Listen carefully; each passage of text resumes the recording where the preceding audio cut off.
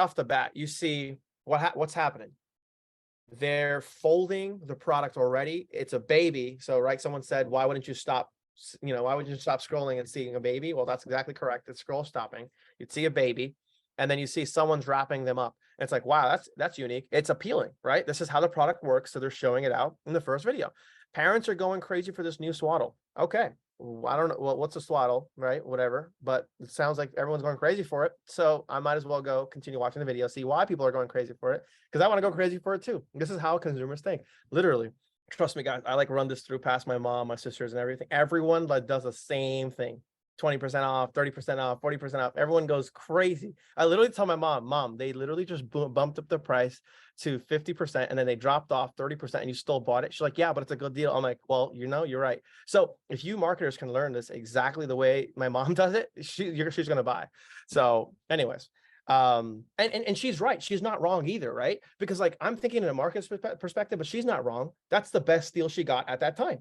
It has 20, 30% off, right? That's the best deal. So therefore, if you can offer that, it's not like you're, scamming someone else. It's just how the marketing psychology works, right? So like you've probably seen that meme or reel before that you would buy something that has free shipping. So if it's like $20 in free shipping, you'll buy it. But if it's if it's $10 plus $9.99 shipping, you're like, oh, I don't want to buy it. That's exactly the concept. It's like when you get something that you think it's a phenomenal deal, you as a consumer will be a little more likely to buy it. So, right. Parents are going crazy over this. Very captivating, very good, very appealing intro. Let's move on to the next one. This is the introduction that I just mentioned for the second caption. This is where you say introducing the glowy, right? And then you have a trademark, whatever, what's your product name? Burrito Baby Swaddle. So whatever your actual product name is, you can go ahead and drop that down here. It's an introduction, right? You've captured their attention. Now tell me, what is it, Arvin? All right, well, it's a glowy Burrito Baby Swaddle. Let's go ahead and move on to the next one. And then again, you're like kind of panning into it, like, exactly how it works. The video's moving constantly, you're keeping them engaged. So provides maximum comfort while helping the baby feel more secure, right? So that's the benefit that I was telling you. Why is it different? It's providing that comfort. It's the benefit. Remember, don't forget the benefit. The third caption needs to be that benefit. Why is it different from others? And then you go ahead and move on to the next one. Again, boom. So in this one, it's a very simple product, right? You don't have to go ahead and explain what the product is about, right? It's no like electronics. It's no like crazy technology you're trying to explain to someone. It's very, very simple. So therefore, this person did not have 4 captions to go ahead and start off with before they jump to the testimonial. Right off the bat, they jump to the testimonial. Now, notice also something when I play the testimonial.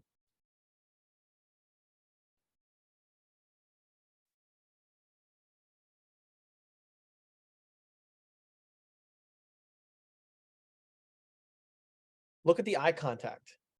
The testimonial is very high quality. It's not like those 2009, hey guys, I'm unboxing my Xbox 360. Like, it's not like those testimonials, right? It's like, no, a very, very high quality front face explaining exactly what the product looks like, what it is. Also, it's capturing their attention instantly, right? It's able to go ahead and say, hey, this is the baby, and the baby, you could see a little small baby on the background. It's very, very relevant. Exactly. See someone say, Stacy said baby's crawling in the background. Exactly correct. So baby's crawling in the background, it's a very just like that exact scene. And Arvin, I'll even toss in a point there as well. One of the biggest things that we use in our testimonial videos, and this is one thing that's huge as well, is when you have user-generated content, right? You don't want to give, when you're getting a testimonial film, you want to give them guidelines, right? But you don't want to go ahead and kind of like script exactly what they're going to, you want them to give you genuine feedback and kind of have them free ball and be creative, right? Because then that gives you a lot of raw authenticity and a lot of raw, genuine kind of emotion from that user and the individual as well. So, keep in mind, if you have testimonials that are up close or aren't as like perfectly in line, but still get the point across and are presentable enough to be put into a video, that can also do phenomenally well, right? It's really helping people understand, it's real people using this product. So, keep that in mind as well. Being just like the whole effect of people, who are, filming up close to the face like this, right? Because that's ultimately how you build a relationship, right? And ultimately, same thing with getting testimonials for our actual ads, is getting things that look like it's just a normal person using the product, right? And that's exactly a great way to go ahead and be okay with having, testimonial content like that mixed in with, more kind of buttoned up, higher quality testimonial content as well. And also notice how the fonts of everything that is displayed is very, very high quality, right? Look at the background, the little like slight black background, and you see very testimonial like types of fonts. The captions have changed as well from the normal captions, right, versus the actual testimonial captions. You'll see that. Also, if you see in these captions, you'll see something that's positive, something that's a benefit. It's actually highlighted, something that you can skim through the video and be like, okay, wow, maximum comfort, more secure, because it's telling you what the story is in a quick way. So, it's very user friendly there. And then it's a very high quality video. And also, since it's more like a reaction-ish like type of video, notice how it's placed in the front. Now, if you find all reaction videos and that's all you could find, you just pick the best one. But you'd want to place it in the front. You see that they're panning to the product actually working. So like someone is not getting bored just by staring at someone's face. They're just constantly changing some sort of clips. Everything matters so much. And as we dive deeper and deeper, there's more things I could talk about it. And it seems like it's such a simple video, and you want to put it together and you just want to just test your product, but you got to understand the psychology of why someone buys, right? So if you understand that, you would be able to go ahead and sell something very profitably. So cool. Let me go ahead and play the next part.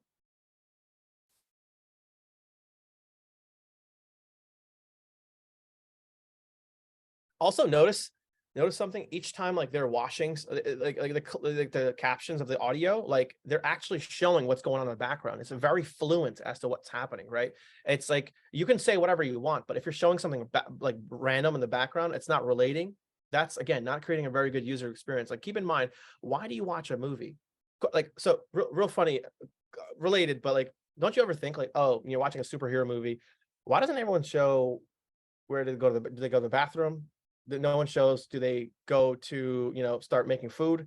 No one shows that. It just seems to cut to the best scene ever, right? It just seems to cut to the best action ever, or the most related important stuff. Is because like the directors are showcasing to you something that you're more interested in watching, which is not them going to the bathroom, not them doing the day-to-day things, not them cooking, not them talking about smack. Like they're actually towards the movie plot. So what's the movie plot for us? We got to sell the product. What's the product about? Why are people buying it, et cetera, et cetera. So like relate to like as to why you get convinced as to why you want to watch a movie or why a movie was good, right? It's kind of related to this too. It's very all is very interconnected, very similar. So that's also really good. And also notice there's a lot of individuals that I've seen that with testimonials, right? That not only always talk good, but like towards the testimonial end or in the middle, they'll say something that's neutral or like maybe not too positive. So you want to be very careful as to like the testimonials you select are good quality. You don't want to find something that has is being played and says something positive. We like it, we recommend it, right? But then they say something that like, but it also could have had this, but then I still like it. And then if you have that, that's gonna like not rank your video as well, because someone's like anything you say, right? Human tendencies are they tend to not appreciate 10 things you do for them. They tend to not like the one thing, that you haven't done for them for one day, right? That's just how humans work, right? If you do the same thing in the testimonials, again, comes back to the marketing psychology. It's very important to have everything positive and nothing negative, because that will, again, in play, whether they want the product or not, allowing them to lean forward or backward, right? So, right. And I think that's huge. Arvin kind of mentioning that, like, don't put the item in a negative standard to begin with, because then you got to pull yourself out of that, right? And I see so many people trying to, like people who write copy, they'll lead with negativity, which we get, right? But you want to have the entire thing, at the forefront of positivity, just like Arvin said, because you don't have to dig yourself out of a hole at that point, right? And you're kind of just playing against yourself if you are going down that route. So that's a phenomenal point there as well, and that we incorporate in everything that we do. exactly. And Irina, I want to answer that question as well. So for the 5-star as opposed to the 4.8 star, so keep in mind what is the average consumer used to, right? They go online, they go ahead and read reviews. They're used to seeing good quality products rated 4.5. If you ask anyone what kind of products will you buy, they typically say, hey, I want to buy something that's more than 4.5. Because they also understand that consumers that someone can have a bad experience. Someone can have a bad experience with a product, and that's okay.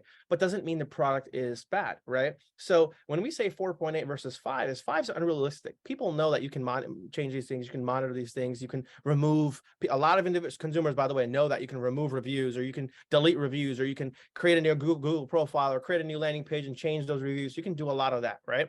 They know this stuff. So if you see a 5.0 selling product too good to be true kind of product, they're less likely to buy that versus a 4.8 star product, right? Because they want to know that I'm not just getting a too good to be true kind of product, right? Same thing with what I do. If I'm going to like a mechanic shop, right? And if they're trying to look for like places that do the work perfectly, I know there's always going to be that one person that's going to come and say, oh, I don't like that mechanic shop. But that doesn't mean that I'm not going to stop going for that mechanic shop. It just means that one person probably had a bad experience or defines the nature of that character, right? Nature of that person. So I'm not going to be turned down by that. So that's why I'd be more cautious of people who are 5 out of 5 stars, always talking positive. You know what I'm saying? So like be very careful as to what you do in that aspect. That's exactly why we do that 4.8. Now let's go back to the after the testimonial, right, guys? I'm going to click play and see what this comes up with.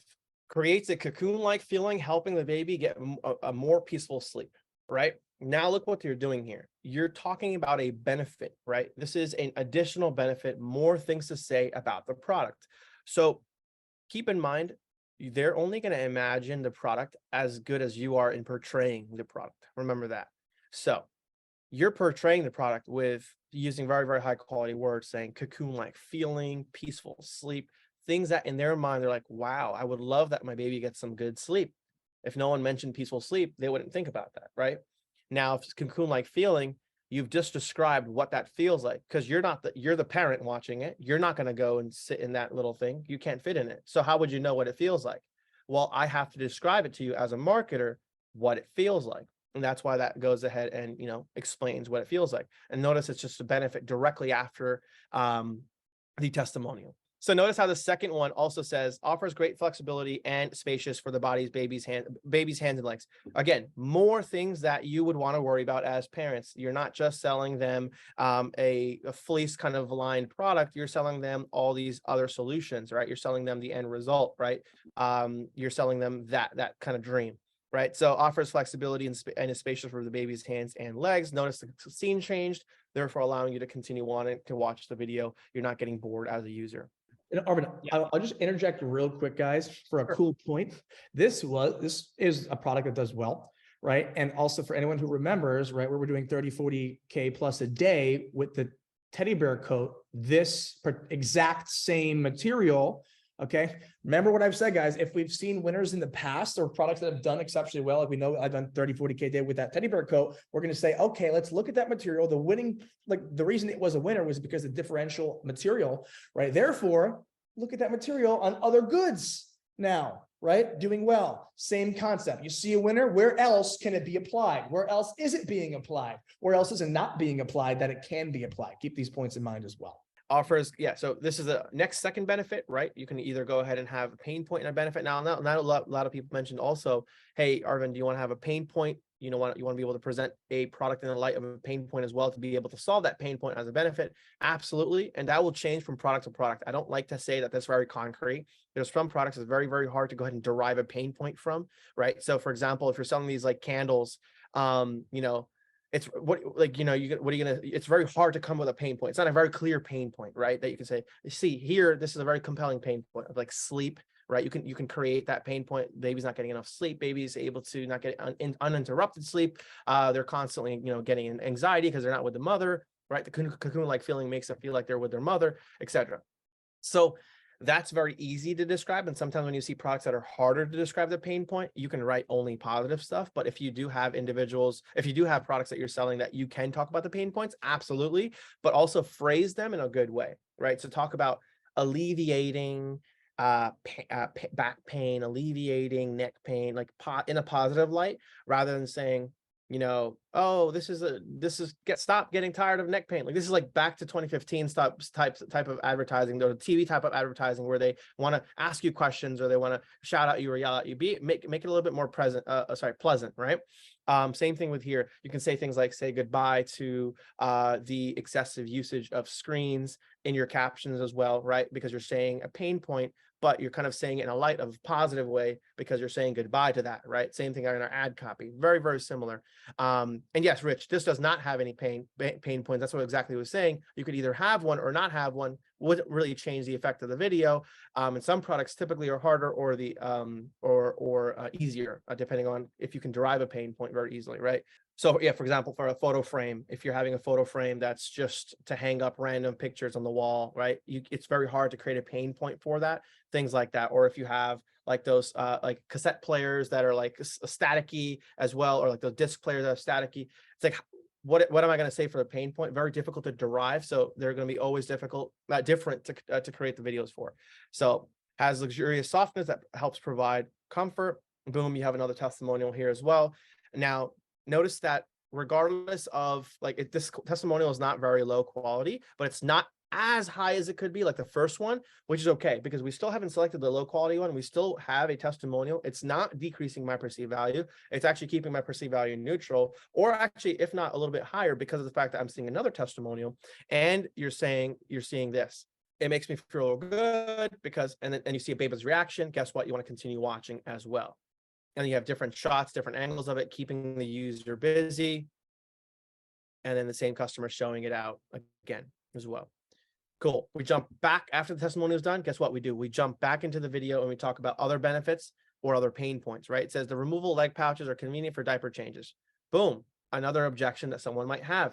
Well, I just wrapped up my baby now. Guess what? Now I have to open it up for diaper changes. Well, you just answered that objection. So the ad copy, like Justin likes to say in the benefit section, you want to have clear objections, clear up any objections that people may have because they want to go ahead and then click on your ad. Same thing in your ad creative. Clear up the objections. Why would someone want to buy with you, right? If they can't even answer all your questions, you can't even answer all their questions based on your own assets that you provided, right? Not everyone's going to have a time and day to call you or text you or chat with you. So if you can clear all the objections, your conversion rate is going to be much higher. So ask yourself as a mother, or ask other mothers or whatever it is, what objections would you have, and answer them. Or read product reviews. As simple as that. Read why people hated the product. Read why people loved the product. Answer those objections. Again, these are an objection for diaper changes. I wouldn't have thought of that unless I read the reviews. But yeah, Justin, you want to say something? Yeah, and that's a great point. So, first and foremost, one of the coolest things to realize here is by understanding, objections that people don't like and reading bad reviews and really going through comments on Amazon and other places that people are posting their feedback on a particular product. If you see the same thing over and over and over again, not only can you only go ahead and start to put those in your videos as objections, but as you go ahead and go down the road, as you start to do well with the item, you'll create alternative different styles of copy as well, right? Really bringing out those points, those objections as some of the first movement into what they read on the copy and the caption as well, right? So as you optimize deeper down the actual funnel and do well with the product, you can start getting a bit more crafty and personalized, being that what the consumer avatar is speaking about at this point, which is always, always, always a phenomenal thing to do, right? Taking what you read and putting it at the forefront so people are essentially being called out, being that they already have that point of view. Just like if I were to go ahead and do local ads for a pizza shop in Boca Raton, I would go ahead and do local radius of Boca Raton around the area, right? I'm looking for people who are ultimately in a niche or think or believe a certain thing, and the reason that works well with local ads is because you're calling them out. If my belief is something, right? And I am seeing an ad call out my belief, and that's my belief, I'm going to be more prone to clicking, right? So just like if I was doing ads for a pizza shop and it says, hey, Boca Raton, and I'm in Boca Raton, right? I'm going to be more, prepped to click, right? So calling the consumer avatar out when you know where they stand is a big piece as well. Correct. And Justin, I think that's going to be a big difference for someone, whether they want to click on the ad or not, right? So you might think your product might not work, but like it's the product video that you were running. Again, that needs to be of that control versus that variable of not following these steps, right? That, one person is calling out to someone's needs, reminding them of the pain that they have, educating them of the pain that they have, they're not thinking about, clearing all the objections up while you're just presenting a swaddle, right? Baby swaddle. So it's like there's a difference between those two marketers. So you got to be the better marketer, right? It's kind of like if you guys in the United States, I'm not sure where Costco is, but I go to Costco, they have this brand new blender. Now, keep in mind these blenders, it's hard to understand why they're different from the previous ones, and the ones that you have at home, or the juicers, or all the other stuff that you have at home.